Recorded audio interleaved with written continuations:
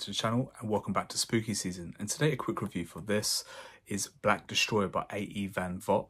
I read it from this little paperback here called Novella 3. Now it isn't actually a novella, even though it's in a novella collection. It's a short story. I read it in one sitting. It was 36 pages in here. I believe it's anything from 30 to 40 pages based on format. In other places you might find it. And it is quite an old, it's kind of a classic sci-fi story. It was originally published in 1939 and it was the inspiration for the 1979 movie Alien.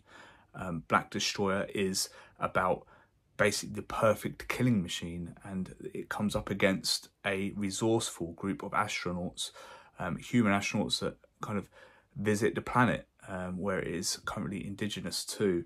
And it is a battle of survival between these two different groups.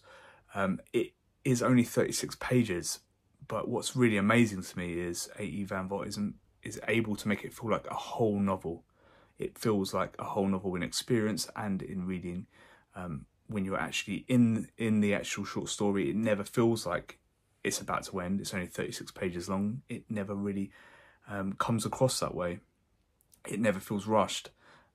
It builds tension and action set pieces without ever feeling like it's running out of word count. It manages to take a few characters and make them fairly individual, despite the limited word count. And it also manages to throw in a few underlying themes. It does everything that I would hope, really, and it really delivered on all of those things that I was hoping to get out of this story. Even though I was a bit sceptical that it would be possible in 36 pages, it also gives us two perspectives. It will give us the perspective of the crew, of the ship that lands on the planet, but it will also give us the perspective of the alien, which is not what I was expecting, and it actually works really, really well. And the tension builds from both parties.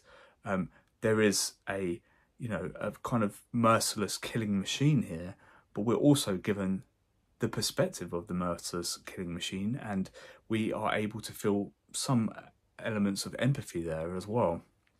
Now, the prose style is fairly simple or workmanlike, and it doesn't reinvent the wheel, but it certainly gave me a lot of hype towards what everyone always raves about, which is sci-fi short stories and their viability in the space.